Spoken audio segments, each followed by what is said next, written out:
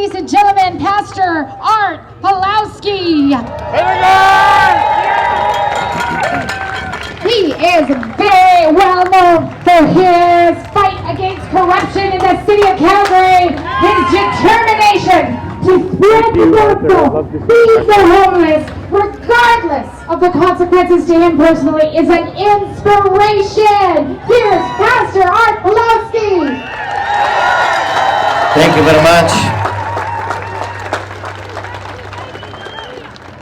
Kevin, you just took my sermon.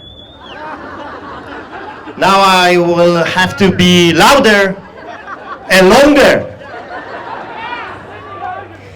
I'll just bring this fire a little bit closer to you. Are you ready to be on fire?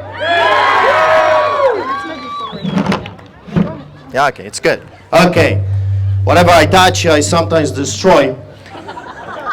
Which is a good thing, because lots of things in this country need to calm down. I don't know if you've heard, we started to do something that has become very dear to my heart. It's called Jericho March. Jericho March is a powerful story from the Bible with Joshua when he was 80 years old and his buddy Caleb, he was 85. And they just began their ministry. So please do not tell me you're too young. Do not tell me you're too old. Do not tell me you're not educated enough, because the story starts with Moses that gave only excuses to God. He said, I cannot speak. Find somebody else. Caleb and Joshua could say the same thing. Find somebody else. I'm too old. I say to you, Canadians, it's time to push all those excuses aside and start doing what we were called to do, which is to fight for our country.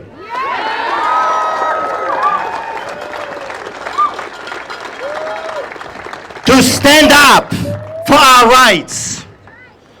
As you can tell, and I'm not hiding it, I grew up under communist dictatorship in Poland, behind the Iron Curtain. I've witnessed what man is capable of. My grandparents survived the Nazis. And I always heard the stories of what the Hitler wannabe dictators did, what a Gestapo did, what the SS did, but also heard the stories what the KGB and the communists and socialists did.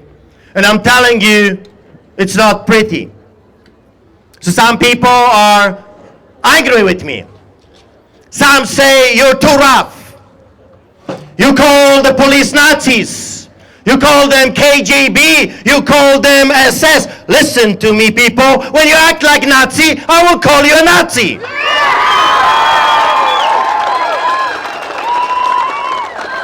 Police officers' job is one, to serve and protect me and you.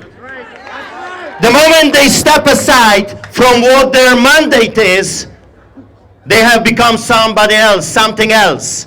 And that creature, that hybrid needs to be stopped. That's why I call them for what they are.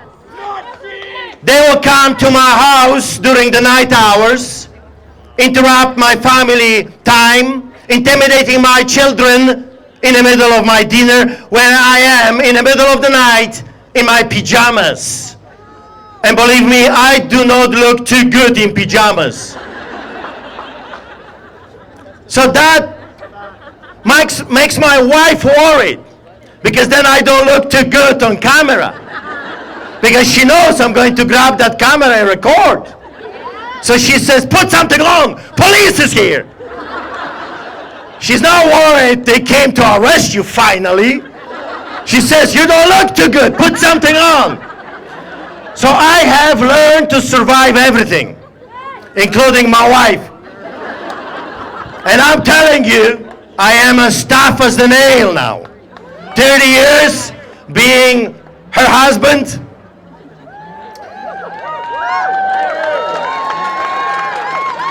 Of course, you know that's a joke, right? If my wife is watching this, I am in a big trouble. I only fear Two people. I have two bosses, one big one, my God, that I love dearly, and then I fear him, and then my wife, and I fear her as well. She may not be tall, but she is strong and powerful.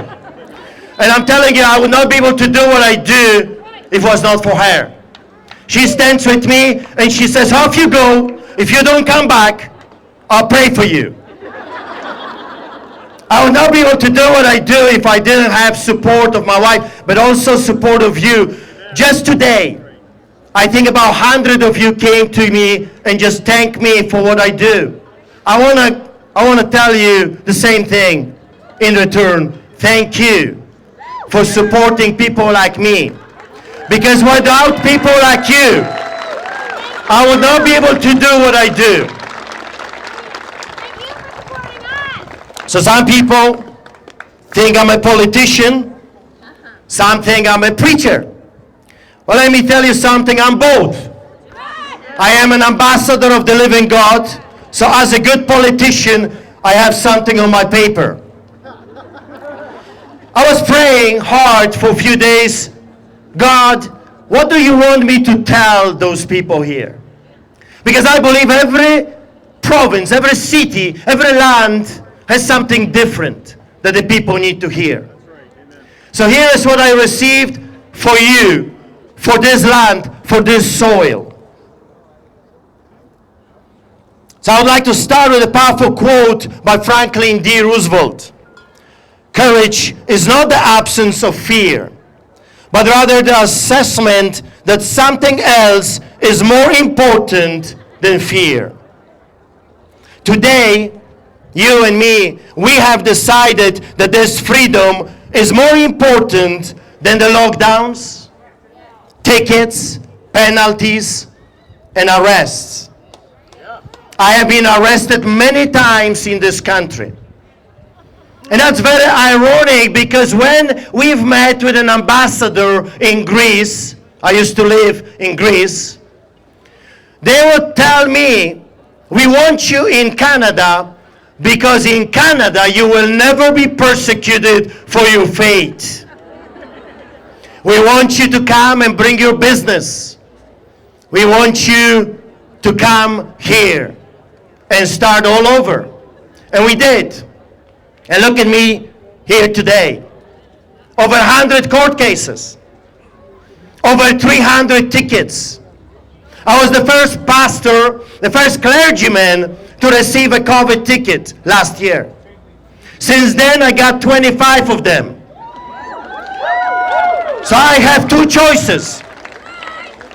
I can be bitter and angry and unforgiving, or I can say to every one of you and those that persecute me, I have become a ticket collector. Bring more. Bring more. I remember I had a meeting with the chief of police, and of course I have been threatened with $1 million fine, and I said, why not $1 billion? I will be the first man on the planet Earth to get that kind of a ticket. At this point, it changes nothing. $1 million, $2 million, $10 million, $100 million. They're throwing numbers for one purpose, to scare you.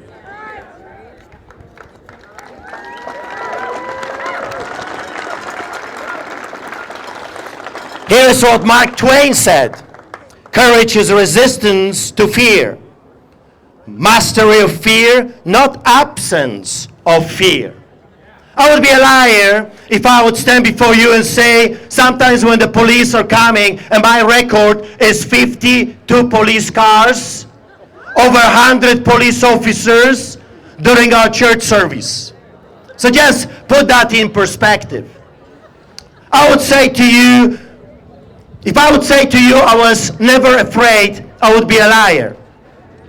When you're surrounded by authorities and you've done nothing wrong, fear comes. It's a natural thing. It's a God-given thing. But you see, the problem is not when the fear comes, it's what you do with that fear. That's why I wanted to talk to you about courage today. About something a gift that God wants to give it to every one of you. When you look at me, I'm not a special person. And if you don't trust me, if you don't believe me, ask my wife. She will tell you stories. I don't want you to know those stories.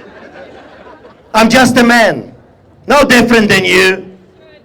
Just a man that looks at this beloved country that I call home, and I say, this is my home. They're doing this to my home. They're doing this to my children. Will I watch and do nothing? No. Will I see and say nothing? Our country is being taken from under us. People, Canadians, what are you going to do about it? It's up to you. Fear has two meanings. Forget everything and run. That's always an option. But I'm glad that you have chosen the second part. Face everything and rise.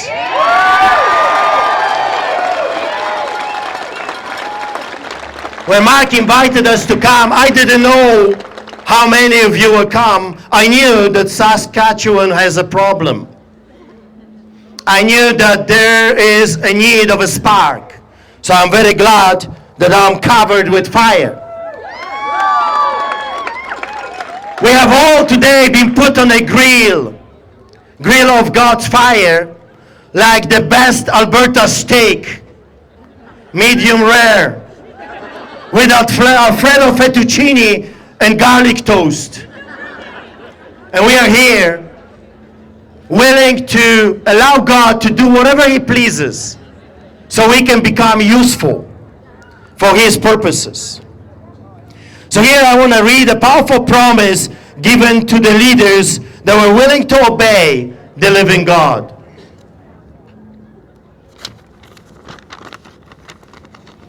Joshua 1:3. I will give you every place where you set your foot. So I decided to come and put my feet right here on this soil, in this land, in Saskatchewan, in this city, Saskatoon, and say, back off, you devils. Take your filthy hands from our inheritance. Who do you think you are? We've elected you. You did not elect us. And it's time for you to go. God continues, your territory will extend. No one will be able to stand against you all the days of your life. However, be strong and courageous, because you will lead these people to possess all the land. Verse 7, be strong and very courageous. Be careful to obey all the laws, God's laws. Do not turn to the right or to the left. And then,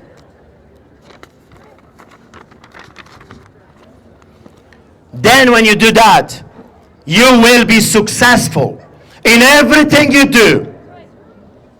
You see, keep God's laws and you will be prosperous, the Bible says, and successful.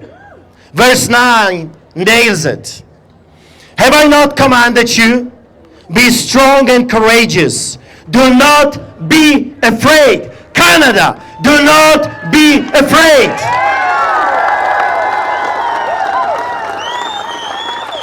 Do not be discouraged. In the Bible, it's also saying the one can do 1,000, but two can do 10,000. Imagine the power we have right now. Unstoppable. For the Lord your God will be with you wherever you go. And I will end with this. I know I got the police behind me. I'm used to it. I'll tell you a quick story. I was walking one time doing Jericho March around City Hall, and then I saw about 5,000 people at the Olympic Plaza, which is very close, across the street. And I went there to see what's going on. And I felt in my heart to go to the stage and ask for the microphone. Normally, no one will give you a mic. You have to fight for it. So I will fight for it. And it turned out this was a rally to legalize marijuana. So I go over there and I said, I would like to speak at this rally. And they said, who are you? From which party are you? I was nicely dressed, so they thought I'm a politician. I said, I guess I'm a conservative. And they said, oh, that's awesome. Come, here is the mic. For 20 minutes, I was able to tell 5,000 people, kids, about drugs, how the drugs will kill them, destroy them, that they will end up in my lineups. And they wanted to snatch that mic from me. And I could see the hands. And I would just do this.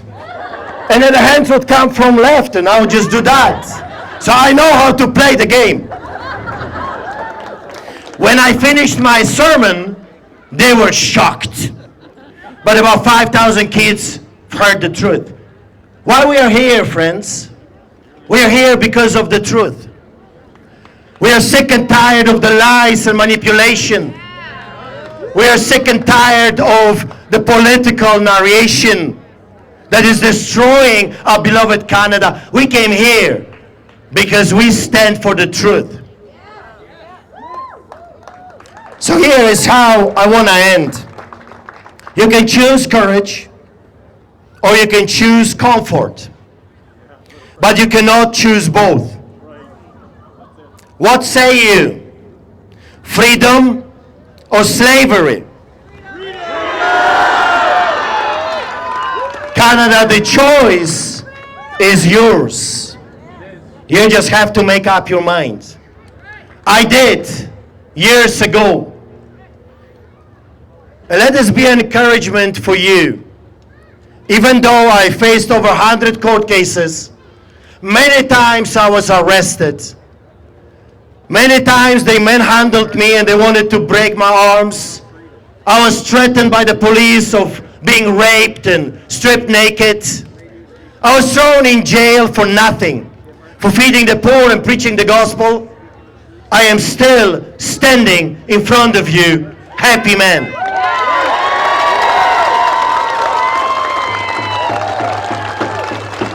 Because there is one thing they cannot take from us.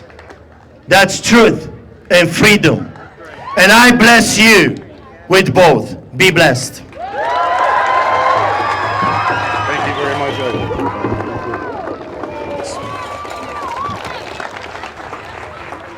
Artur, you can command the mic and keep it for me as long as you want, anytime. Okay, thank you. Except right now. We are going to go a little bit over time. for speaking. We had a real tight schedule developed.